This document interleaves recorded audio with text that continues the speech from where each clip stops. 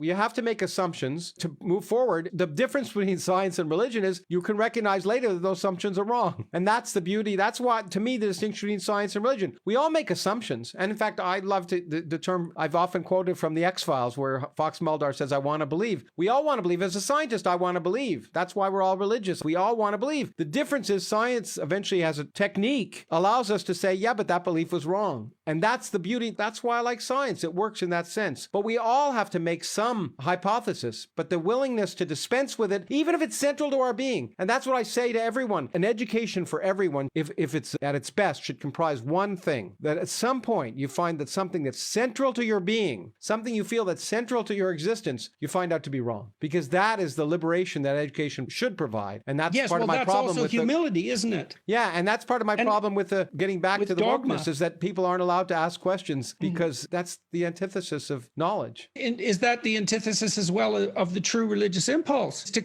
question and search. Israel means those who struggle with God. Yeah, it doesn't mean those who have got God right. I recognize that part of the reason I feel this way is I wasn't brought up in a religious family, but I was still brought up in a Jewish family. So it's natural to say, hey, there's nice things about the Jewish religion. And one of the things that I like about the Jewish religion is, yeah, you can question God and all of that. But at the same time, it's all still based on a ridiculous fallacy that doesn't make it any more legitimate. It's like genes. I like the expression, the cultural expression, but the underlying basis of Judaism is just as ridiculous. In fact, just as ridiculous, as evil, as vicious as Christianity and Islam and most other religions.